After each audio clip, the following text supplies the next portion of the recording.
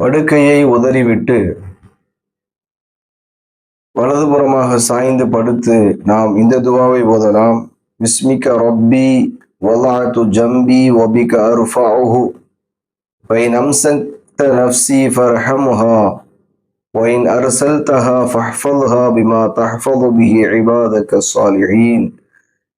என் இறைவனே, உன் பெயரால் எனது உடலை நான் சாய்த்து படுக்கின்றேன். உன் பெயரால் தான் நான் அதை உயர்த்துகிறேன், எழுகின்றேன். என் உயிரை நீ கைப்பற்றி கொண்டால் அதற்கு அருள் புரிவாயாக. கைப்பற்றாது அதனை நீ விட்டு வைத்தால் உனது நல்லடியார்களை பாதுகாப்பதைப் போல அதையும் நீ பாதுகாப்பாயாக என்பதாக இந்த துவாவும் ஹதீஸில் இருக்கிறது. இந்த துவாவையும் நாம் ஓதிக்கொள்ளலாம். அதே போல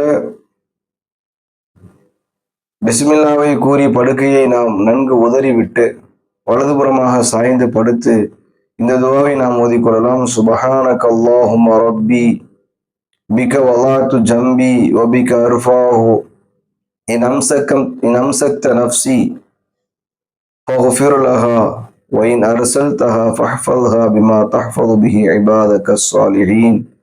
என் இறைவனே, அல்லாஹ்வே, நீ தூயவன்.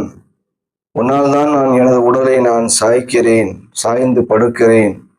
உன்னால் தான் அதை நான் உயர்த்துகிறேன், எழுகின்றேன். என் உயிரை நீ கைப்பற்றி கொண்டால் அதை நீ மன்னிப்பாயாக.